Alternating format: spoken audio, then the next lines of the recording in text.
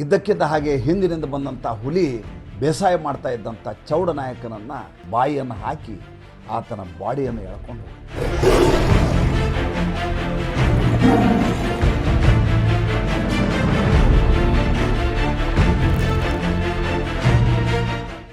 ಈ ಚೌಡನಾಯಕನನ್ನು ಹುಡುಕೊಂಡು ಯಾರು ಬೇಸಾಯ ಮಾಡ್ಲಿಕ್ಕೆ ಹೋಗಿದ ನಾನು ಹುಡುಕೊಂಡು ಕುಟುಂಬದವ್ರು ಹೋಗ್ತಾರೆ, ನೋಡಿದ್ರೆ ಅಲ್ಲಿ ಯಾರೂ ಇಲ್ಲ.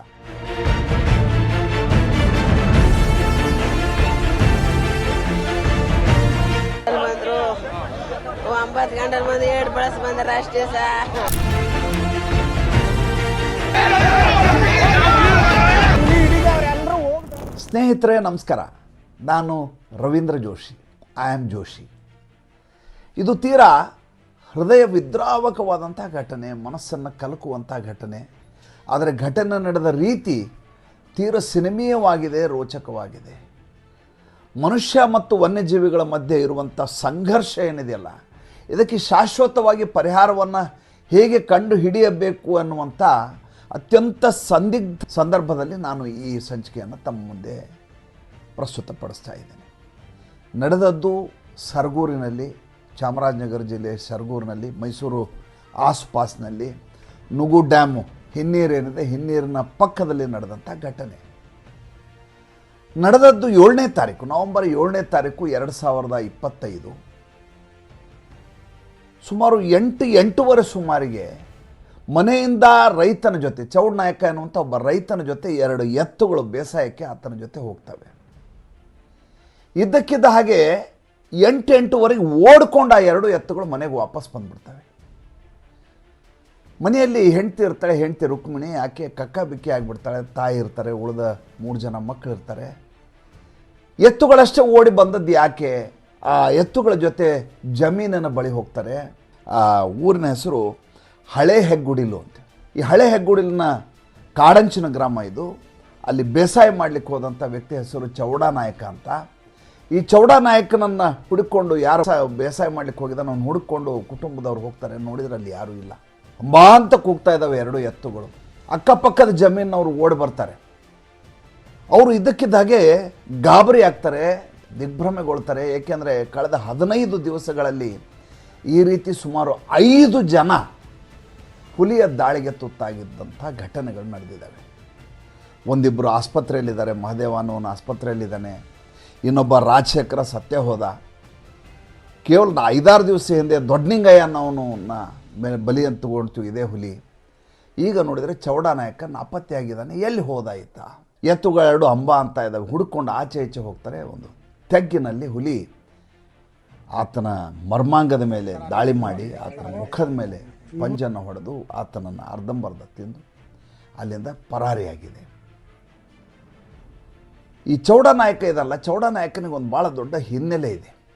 ಏನಂದರೆ ಮೊದಲೇ ಬಾರಿಗೆ ಈತ ಏನು ವನ್ಯಜೀವಿಗಳ ಜೊತೆ ಸಂಘರ್ಷ ಮಾಡ್ತಾ ಇದ್ದಂಥ ವ್ಯಕ್ತಿ ಅಲ್ಲ ಈತ ಹಿಂದೆ ಇದೇ ರೀತಿ ಬೇಸಾಯ ಮಾಡುವಾಗ ಈತನ ಪತ್ನಿ ಇದ್ದಾಳಲ್ಲ, ಪತ್ನಿಗೆ ಸ್ವಲ್ಪ ಇರುಳುಗಣ್ಣು, ಆಕೆಗೆ ಸ್ವಲ್ಪ ಕಣ್ಣು ಮಂಜಿದ್ದಾವೆ.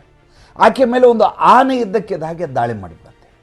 ಜೊತೆಗೆ ಈ ಚೌಡನಾಯಕ ಕೂಡ ಇರ್ತಾನೆ. ಚೌಡನಾಯಕ ಯಾವಾಗ ತನ್ನ ಹೆಂಡತಿ ಮೇಲೆ ಆನೆ ದಾಳಿ ಮಾಡ್ತದಂತ ಕಾಣುತ್ತೋ ಆತ ಅದನ್ನು ಹಿಮ್ಮೆಟ್ಟಿಸ್ಲಿಕ್ಕೆ ಶುರು ಮಾಡ್ತಾನೆ. ನೀನು ಓಡೋಗು ಅಂತ ಹೆಂಡ್ತಿಗೆ ಹೇಳ್ತಾನೆ. ಹೆಂಡ್ತಿ ಮಂಜುಗಣ್ಣು ನೋಡು, ಇದ್ದಕ್ಕಿದ್ದ ಹಾಗೆ ದಿಕ್ಕಾಪಾಲಾಗಿ ಓಡ್ಲಿಕ್ಕೆ ಶುರು ಮಾಡ್ತಾಳೆ. ಆಕೆ ಆನೆಯಿಂದ ಏನೋ ಪಾರಾಗ್ತಾಳೆ. ಆದರೆ ಆ ಆನೆಯನ್ನು ಹಿಮ್ಮೆಟ್ಟಿಸ್ಲಿಕ್ಕೆ ಹೋಗಿದ್ನಲ್ಲ ಈ ಚೌಡನಾಯಕನ ಸೊಂಡಿಲಿನಲ್ಲಿ ಎತ್ತಿದಂಥ ಆನೆ 3 ಬಾರಿ ಗಿರ್ಕಿ ಹೊಡೆದು ಎತ್ತಿ ಬಿಸಾಕತ್ತೆ. ನಾನು ಅದಕ್ಕೆ ನಿಮ್ಗೆ ಹೇಳಿದ್ದು ಸಿನಿಮೀಯವಾಗಿದೆ ಘಟನೆ, ಆದರೆ ಅಷ್ಟೇ ಬೀಭತ್ಸವಾಗಿಯೂ ಇದೆ, ಹೃದಯ ಕಲಕುವಂತಿದೆ ಅಂತ. ಇವೆಲ್ಲ ಸಿನಿಮಾದಲ್ಲಿ ನೋಡಿರ್ತೇವೆ ನಾವು, ಯಾವುದೋ ಆ್ಯನಿಮೇಷನ್ನಲ್ಲೋ ಮತ್ತು ಯಾವುದೋ ಹಾರರ್ ಸಿನಿಮಾದಲ್ಲೂ ಈ ರೀತಿ ಘಟನೆಗಳು ಬಂದು ಹೋಗೋದು ಸ್ವಾಭಾವಿಕ. ಆದರೆ ನಮ್ಮ ಬದುಕಿನಲ್ಲಿಯೇ ಈ ರೀತಿಯ ಘಟನೆಗಳು ನಡೀತವೆ ಅಂತಂದರೆ ಕಲ್ಪನೆಗಿಂತ ವಾಸ್ತವ ಭಾಳ ಭೀಕರವಾಗಿರುತ್ತೆ, ಭಾಳ ರಮ್ಯವಾಗಿರುತ್ತೆ. ಕೆಲವೊಂದು ಸಂದರ್ಭದಲ್ಲಿ ಸಹಿಸಲು ಸಾಧ್ಯವಾದಂಥದ್ದು ಆಗಿರುತ್ತೆ ಅನ್ನೋದಕ್ಕೆ ಈ ಘಟನೆ ಸಾಕ್ಷಿ. ಆನೆ ಎತ್ತಿ ಆತನನ್ನು, ಚೌಡನಾಯಕನನ್ನು 3 ವರ್ಷಗಳ ಹಿಂದೆ ಎತ್ತಿ ಬಿಸಾಕಿತ್ತು. ಆ ಸಂದರ್ಭದಲ್ಲಿ ಅರಣ್ಯ ಇಲಾಖೆ ಅಧಿಕಾರಿಗಳು ಬಂದು ಆತನನ್ನು ಆಸ್ಪತ್ರೆಗೆ ಸೇರಿಸ್ತಾರೆ. ಆತನ ಸೊಂಟ ಮುರಿದು ಹೋಗಿರುತ್ತೆ. ವರ್ಷಗಟ್ಟಲೆ ಶುಶ್ರೂಷೆ ಮಾಡಿಸ್ಕೊತಾನೆ.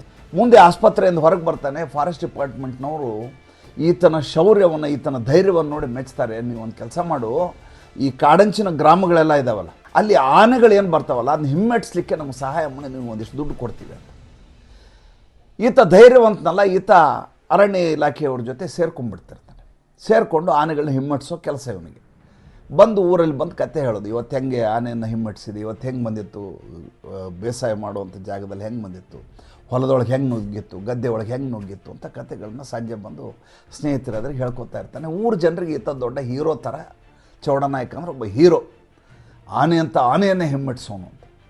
3 ತಿಂಗಳಿಂದ ಈಚೆಗೆ ಈತ ಮತ್ತೆ ಬೇಸಾಯವನ್ನು ಶುರು ಮಾಡಿರ್ತಾನೆ. ಹೊಟ್ಟೆ ಪಾಡಲ್ವಾ, ಹುಷಾರಾಗಿರ್ತಾನೆ. ಮತ್ತೆ ಬೇಸಾಯಕ್ಕೆ ಊರು ಜನ ಹೇಳ್ತಾರೆ, ಬೇಡ 1ನೇ ತಾರೀಕು ಇದೇ ಹೆಗ್ಗೋಡ್ಲಿನ ಇದೇ ಬೇಸಾಯದ ಜಾಗದಲ್ಲಿ ದೊಡ್ಡನಿಂಗಪ್ಪನ ಹುಲಿ ಹೊಡೆದು ಕೊಂದಿದೆ, ಮತ್ತೆ ನೀನು ಹೋಗಬೇಡ. ಇಲ್ಲ ನಾನು ಅದು ಓಡಿಸ್ತೀನಿ ಬಿಡು, ನೀನು ಯಾಕೆ ತಲೆ ಕೆಡ್ಸ್ಕೊತೀಯ ಅಂತ ಹೆಂಡ್ತಿಗೆ ಹೇಳಿ, ನೀನು 9 ಗಂಟೆ ಸುಮಾರಿಗೆ ಬುತ್ತಿ ಗಂಟೆ ಕಟ್ಕೊಂಬಾ, ನಾನು ಮುಂದೆ ಹೋಗಿ ಬೇಸಾಯ ಮಾಡ್ತಾ ಇರ್ತೀನಿ ಅಂತ ಬೆಳಗ್ಗೆ ಎದ್ದು ನವಂಬರ್ 7ನೇ ತಾರೀಕು ತನ್ನ ಗದ್ದೆಗೆ ಹೋಗಿರ್ತಾನೆ ಈತ. ಇದ್ದಕ್ಕಿದ್ದ ಹಾಗೆ ಹಿಂದಿನಿಂದ ಬಂದಂಥ ಹುಲಿ ಬೇಸಾಯ ಮಾಡ್ತಾ ಇದ್ದಂಥ ಚೌಡನಾಯಕನನ್ನು ಬಾಯಿಯನ್ನು ಹಾಕಿ ಆತನ ಬಾಡಿಯನ್ನು ಎಳ್ಕೊಂಡು ಹೋಗುತ್ತೆ. ಆತ ವಿಲವಿಲ ಒದ್ದಾಡ್ತಾ ಇರ್ತಾನೆ. ಆತನ ಮೇಲೆ ದಾಳಿಯನ್ನು ಮಾಡುತ್ತೆ. ದಾಳಿಯನ್ನು ಮಾಡಿ ಆತನ ಸಾವಿಗೆ ಕಾಣಾಗುತ್ತೆ. ಅಷ್ಟೊತ್ತಿಗೆ ಗಲಾಟೆ ಕೇಳಲಿಕ್ಕೆ ಶುರುವಾಗುತ್ತೆ ಸುತ್ತಮುತ್ತಲು. ಯಾವಾಗ ಗಲಾಟೆ ಕೇಳಲಿಕ್ಕೆ ಶುರುವಾಗುತ್ತೋ ಆ ಹುಲಿ ಅಲ್ಲಿಂದ ಪರಾರಿ ಆಗಿಬಿಡ. ಜನ ಹುಡುಕ್ಲಿಕ್ಕೆ ಶುರು ಮಾಡ್ತಾರೆ. ನೋಡಿದರೆ ಒಂದು ಕೊಳ್ಳದಲ್ಲಿ ಬಿದ್ದಿದ್ದಾರೆ, ಆ ಚೌಡನಾಯಕನ ಶರೀರ ಬಿದ್ದಿದೆ. ಜನ ರೊಚ್ಚಿಗೆದ್ದು ಬಿಡ್ತಾರೆ. ಏಕೆಂದರೆ 15 ದಿವಸಗಳಲ್ಲಿ ಈ ರೀತಿಯಾದಂಥ 5 ಘಟನೆಗಳನ್ನು ನಡೆದಿದ್ದಾವೆ. ಅದರಲ್ಲಿ 2 ಆಸ್ಪತ್ರೆಯಲ್ಲಿದ್ದಾರೆ, 3 ಜನ ಸತ್ಯ ಹೋಗಿದ್ದಾರೆ. ಇಂಥ ಸಂದರ್ಭದಲ್ಲಿ ಅರಣ್ಯ ಅಧಿಕಾರಿಗಳು ಏನು ಮಾಡ್ತಾರೆ, ಇವರು ಸುತ್ತಮುತ್ತಲು ಇರುವಂಥ ರೆಸಾರ್ಟಿಗೆ ಬರ್ತಾರೆ. ಬಂದು ತಪಾಸಣೆಗೆ ಅಂತ ಓಡಾಡ್ತಾರೆ. ಓಡಾಡಿ ಜನರ ಕೈಗೆ ಸಿಗಲಾರದೆ ಪರಾರಿ ಆಗಿಬಿಡ್ತಾರೆ. ಈ ಸಲ ಇವ್ರನ್ನ ಬಿಡಬಾರ್ದು, ಚೆನ್ನಾಗಿ ತದಕಬೇಕು ಅಂತ ಡಿಸೈಡ್ ಮಾಡ್ತಾರೆ. ಸರಿಯಾಗಿ ಅದೇ ಸಂದರ್ಭಕ್ಕೆ ಅಲ್ಲಿ RFO ಬರೋದು ಅನಿವಾರ್ಯ ಆಗಿಬಿಡುತ್ತೆ, ಕರ್ತವ್ಯ ಅಲ್ವಾ. ಜನ ಆತನ ಮೇಲೆ ಅಟ್ಯಾಕ್ ಮಾಡಲಿಕ್ಕೆ ಶುರು ಮಾಡ್ತಾರೆ. ಆತ ತಪ್ಪಿಸ್ಕೋತಾನೆ. ಅನಿಲ್ ಚಿಕ್ಕಮಾದು ಅಂತ MLA HD ಕೋಟೆ, ಆತ ಅಲ್ಲಿಗೆ ಹೋಗ್ತಾನೆ. ಹೋಗಿ ಪರಿಸ್ಥಿತಿಯನ್ನು ಗಮನಿಸಿ 20 ಲಕ್ಷದ ಚೆಕ್ ಕೊಡ್ತೀವಿ, ಇಟ್ಕೊಳ್ಳಿ, ಕುಟುಂಬದವ್ರಿಗೆ ಸಹಾಯ ಮಾಡ್ತೀನಿ, ನಾನು ಓದಿಸ್ತೀನಿ ಅಂತೆಲ್ಲ ಪರಿಹಾರವನ್ನು ಹೇಳುವಂತೆ. ಪ್ರತಿ ಬಾರಿ ಸರ್ಕಾರ ಇದಕ್ಕೋಸ್ಕರ 50 ಕೋಟಿ ರೂಪಾಯಿ ಸ್ಯಾಂಕ್ಷನ್ ಮಾಡುತ್ತೆ, 100 ಕೋಟಿ ರೂಪಾಯಿ ಸ್ಯಾಂಕ್ಷನ್ ಮಾಡುತ್ತೆ. ಸ್ಯಾಂಕ್ಷನ್ ಆದ ದುಡ್ಡು ಏನಾಗ್ತದೆ? ಈ ರೈಲ್ವೆ ಹಳಿಗಳ ರೀತಿಯಾದಂಥ ಹಳಿಯನ್ನು ಈ ಕಂಪೌಂಡ್ ರೀತಿಯಲ್ಲಿ ಕಾಡಿನ ಹೊರಭಾಗಕ್ಕೆ ಜೋಡಿಸಲಾಗತ್ತೆ. 50 ಕೋಟಿಯಲ್ಲಿ 25 ಕೋಟಿ ರೂಪಾಯಿಯನ್ನು ಕಾಂಟ್ರಾಕ್ಟರ್ಗಳು, ಫಾರೆಸ್ಟ್ ಆಫೀಸರ್ಗಳು ಎಲ್ಲ ದುಡ್ಡು ತಿಂದು ತೇಗಲಾಗಿರುತ್ತೆ. ಆದರೆ ವನ್ಯಜೀವಿ ಮತ್ತು ಮಾನವನ ಸಂಘರ್ಷ ನಿರಂತರವಾಗಿ ಹಾಗೆ ಮುಂದುವರಿತಾ ಇರ್ತದೆ. ಹಾಗಾದರೆ ಕಾಡಿನಲ್ಲಿ ಇರಬೇಕಾದಂಥ ಹುಲಿಗಳು ಊರೊಳಗಡೆ ಯಾಕೆ ಬರ್ತಾ ಇದ್ದಾವೆ? ಒಂದಷ್ಟು ಜನ ವನ್ಯಜೀವಿ ತಜ್ಞರನ್ನು ನಾನು ಇದರ ಕುರಿತಾಗಿ ಮಾತಾಡಿಸಿದೆ. ಏಕೆಂದರೆ ಈ ಮೈಸೂರು, ಚಾಮರಾಜನಗರ, ಬಂಡೀಪುರ, ಸರಗೂರು, HD ಕೋಟೆ, ದಕ್ಷಿಣ ಕೊಡಗು ಈ ಭಾಗದಲ್ಲಿ ಆನೆಗಳ ಉಪಟಳ ತುಂಬ ಜಾಸ್ತಿ. ಈಗ ಹುಲಿಗಳು ಬೇರೆ ಜಾಸ್ತಿ ಈ ರೀತಿಯ ದಾಳಿ ಮಾಡ್ತಾ ಇದ್ದಾವೆ. ಆನೆಯೇನೋ ಕಬ್ಬಿನ ಆಸೆಗೆ ಊರೊಳಗಡೆ ನುಗ್ಗಿದ್ದಾವೆ ಅಂತ ಅಂದ್ಕೊಳ್ಳಿ. ಹುಲಿ ಊರೊಳಗಡೆ ನುಗ್ಗಲಿಕ್ಕೆ ಕಾರಣ ಏನು ಅಂತಂದರೆ, ಒಂದು ಅದಕ್ಕೆ ಸರಿಯಾದಂಥ ಪ್ರೇ ಸಿಗದೆ ಹೋದ ಸಂದರ್ಭ, ಅಂದರೆ ಬೇಟೆ ಸಿಗದೆ ಹೋದ ಸಂದರ್ಭದಲ್ಲಿ ಈ ರೀತಿ ನುಗ್ಗುವ ಸಾಧ್ಯತೆ ಇರುತ್ತೆ. ಇದನ್ನು ಮೀರಿದ ಇನ್ನೊಂದು ಸತ್ಯ ಇದೆ, ಇದನ್ನು ಯಾರೂ ಒಪ್ಕೊಳ್ಳಿಕ್ಕೆ ತಯಾರಿಲ್ಲ. ಏನಪ್ಪ ಅಂತಂದರೆ, ಹುಲಿಯ ಜಾಯಮಾನ ಏನು ಅಂತಂದರೆ, ಅದು ತನ್ನದೊಂದು ಟೆರಿಟರಿಯನ್ನು ಫಿಕ್ಸ್ ಮಾಡ್ಕೋತದೆ. ತನ್ನ ಸೀಮೆ ಏನಿದೆ ಆ ಸೀಮೆಯಲ್ಲಿ ಇನ್ನೊಂದು ಹುಲಿ ಬರಲಿಕ್ಕೆ ಬಿಡೋದಿಲ್ಲ. ಇದು ಹುಲಿಯ ಜಾಯಮಾನ. ನೀವು ಯಾವುದಾದ್ರೂ ಹುಲಿ ತಜ್ಞರು, ವನ್ಯಜೀವಿ ತಜ್ಞರನ್ನು ಭೇಟಿಯಾದಾಗ ಈ ಪ್ರಶ್ನೆಯನ್ನು ಕೇಳಿ, 100ಕ್ಕೆ 100 ದಿಟ ಅಂತ ಹೇಳ್ತಾರೆ. ಈಗ ಕಾಡು ಏನಾಗಿದೆ ಅಂದರೆ, ಕಾಡು ಒಂದು ಇದ್ದಷ್ಟೇ ಇದೆ, ಇಲ್ಲದೆ ಹೋದರೆ ಕಡಿಮೆ ಆಗಿದೆ. ಕಡಿಮೆ ಯಾಕಾಗಿದೆ ಅಂದರೆ, ನಾವು ಆ ಕಾಡನ್ನು ಅಪೋಷಣ ಮಾಡಿ ಆ ಜಾಗದಲ್ಲಿ ನಾವು ಬೇಸಾಯವನ್ನು ಮಾಡಲಿಕ್ಕೆ ಶುರು ಮಾಡಿದ್ದೀವಿ. ಇನ್ನು ಕಾಡು ಇದ್ದಷ್ಟೇ ಇರುವ ಜಾಗದಲ್ಲಿ ಹುಲಿಗಳ ಸಂತತಿ ಜಾಸ್ತಿಯಾಗಿದೆ. ಜಾಸ್ತಿ ಆಗ್ತಾ ಇರೋ ಹುಲಿಗೆ ತನ್ನದೇ ಆದಂಥ ಒಂದು ಟೆರಿಟರಿ ಬೇಕು, ಒಂದು ಸೀಮೆ ಬೇಕು. ಆ ಸೀಮೆಯಲ್ಲಿ ಅದು ತನ್ನ ಬೇಟೆಯನ್ನು ಆಡಬೇಕು, ತನ್ನ ಜೀವನವನ್ನು ಮಾಡಬೇಕು. ಹೇಗೆ ನಾವು ನಮಗೇ ಆದಂಥ ಒಂದು ಮನೆಯನ್ನು ಕಟ್ಕೋತೇವೋ, ನಮ್ಮದೇ ಆದಂಥ ಪರಿಧಿಯನ್ನು ಮಾಡ್ಕೋತೇವೋ, ಅದೇ ರೀತಿ ಹುಲಿಗಳಿಗೂ ಕೂಡ ಅದರದೇ ಆದಂಥ ಟೆರಿಟರಿ ಇರುತ್ತೆ. ಆ ಟೆರಿಟರಿಯಲ್ಲಿ ಇನ್ನೊಂದು ಹುಲಿ ಬಂದರೆ ಈ ಹುಲಿ ಸಹಿಸೋದಿಲ್ಲ. ಅದು ಅದರ ಜೊತೆ ಕಾಳಗವನ್ನು ಮಾಡುತ್ತೆ, ತನ್ನ ಸೀಮೆಯನ್ನು ದಾಟಿ ಅದನ್ನು ಓಡಿಸುವ ಕೆಲಸವನ್ನು ಮಾಡುತ್ತೆ. ಗಾಯಾಳವಾದ ಹುಲಿ ಆ ಪರಿಧಿಗೆ ಬರಲಾರ್ದೆ, ಸೀಮೆಗೆ ಬರಲಾರ್ದೆ ಹೊರಗಡೆ ಹೋಗುತ್ತೆ. ಹೊರಗಡೆ ಹೋದ ಹುಲಿ ಎಲ್ಲಿ ಹೋಗ್ಬೇಕು ಸ್ವಾಮಿ? ಅದು ಹಳೆ ಹೆಗ್ಗುಡ್ಲಿಗೆ ಬರಬೇಕು, ಅದೇ ಹಂಗಳಕ್ಕೆ ಬರಬೇಕು, ಅದೇ ಎಚ್ ಡಿ ಕೋಟೆಗೆ ಬರಬೇಕು, ಅದೇ ಸರಗೂರಿಗೆ ಬರಬೇಕು, ಅದೇ ಮೈಸೂರಿಗೆ ಬರಬೇಕು. ಇದ್ರ ಮಧ್ಯೆ ಒಂದು ಬೆಳವಣಿಗೆ ಆಯಿತು ಮೊನ್ನೆ ಗುಂಡ್ಲುಪೇಟೆನಲ್ಲಿ ನಡೆದದ್ದು. ಗುಂಡ್ಲುಪೇಟೆಯಲ್ಲಿ ಇದ್ದಕ್ಕಿದ್ದ ಹಾಗೆ ಊರು ಒಳಗಡೆ ಆನೆ ನುಗ್ಕೊಂಡು ಬಂದ್ಬಿಟ್ಟಿದೆ. ಯಾಕೆ ನುಗ್ಕೊಂಡು ಬಂತು ಅಂತಂದರೆ ಅದಕ್ಕೆ ಹುಳುಗಳು ಕಚ್ಚಲಿಕ್ಕೆ ಶುರುವಾದವು ಅಂತೆ. ಕಾಡಿನಲ್ಲಿರುವಂಥ ಒಂದು ರೀತಿಯ ಹುಳ ಕಣಜಗಳು ಏಕದಮ್ ಅದರ ಮೇಲೆ ನುಗ್ಗಿಬಿಟ್ಟವು. ನುಗ್ಗಿ ಆ ಆನೆಯ ಮೇಲೆ ನುಗ್ಗಿದ್ದಕ್ಕೆ ಆನೆ ದಿಕ್ಕು ತಪ್ಪಿ ಊರು ಒಳಗಡೆ ಓಡಿ ಬಂದುಬಿಡ್ತೀವಿ. ಅಂದರೆ ಸುತ್ತಮುತ್ತಲು ಊರು ಒಳಗಡೆ ಆನೆ ಹುಲಿ ಬರಲಿಕ್ಕೆ ಅವೇನು ತುಂಬ ಆಸೆ ಪಟ್ಟು ನಮ್ಮ ಫೋರಮ್ ಮಾಲ್ಗೋ ಮಾಲ್ ಆಫ್ ಮೈಸೂರಿಗೆ ಹೋಗ್ಲಿಕ್ಕೆ ಆಸೆ ಪಡಲ್ಲ. ಅವಕ್ಕೇನು ಚಾಟ್ಸ್ಬೇಕಾಗಿಲ್ಲ, ಪಾನಿಪುರಿ ಮಸಾಲೆ ಪುರಿ ತಿನ್ನಬೇಕಾಗಿಲ್ಲ, ಸಿನಿಮಾ ನೋಡಬೇಕಾಗಿಲ್ಲ. ತಮ್ಮ ಸಹಜವಾದಂಥ ಸೀಮೆ ಏನಿದೆ, ಕಾಡೇನಿದೆ, ಆ ಕಾಡೇನು ಸಹಜವಾಗಿ ಬಿಟ್ಟರೆ ಅವು ಯಾವ ಊರು ಒಳಗಡೆ ಬರೋದಿಲ್ಲ. ನಾವೇನು ಮಾಡ್ತೀವಿ, ಆ ಕಾಡು ಒಳಗಡೆ ಇದ್ದಕ್ಕಿದ್ದ ಹಾಗೆ ರೆಸಾರ್ಟ್ಗಳನ್ನು ಮಾಡ್ತೀವಿ. ಅಲ್ಲಿ ಪ್ರತಿ ದಿವಸ ಬೆಳಗ್ಗೆ ಟೂರಿಸ್ಟ್ಗಳನ್ನ ಕರ್ಕೊಂಡು ಹೋಗ್ತೀವಿ, ಸಫಾರಿಗಳನ್ನು ಮಾಡಿಸ್ತೀವಿ. ಸಫಾರಿಗೆ ಹೋದಂಥ ಜನ ವನ್ಯಜೀವಿಗಳ ಸಂವೇದನಾಶೀಲತೆಯನ್ನು, ಅದರ ಸ್ವಭಾವವನ್ನು ಅರಿತುಕೊಳ್ಳೋದಿಲ್ಲ.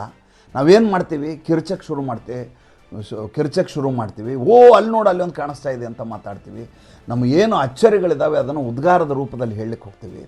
ಸಹಜವಾಗಿರುವಂಥ ಕಾಡನ್ನು ಸಂಪೂರ್ಣ ಕುಲಗೆಡಿಸಿ ನಮ್ಮ ಸೀಮೆಯನ್ನು, ಮನುಷ್ಯರಿರುವ ಜಾಗವನ್ನು ಎಷ್ಟು ಕಚಡ ಮಾಡಿ ಹಾಕಿದೆವೋ, ಕಾಡನ್ನು ಕೂಡ ಅದೇ ರೀತಿ ಮಾಡುವಂಥ ನಮ್ಮ ನಿರಂತರವಾದಂಥ ಹಿಂಸ್ರ ಮನಸ್ಥಿತಿಯನ್ನು ಮುಂದುವರ್ಸ್ಕೊಂಡು ಹೋಗ್ತಾ ಇದ್ದೀವಿ.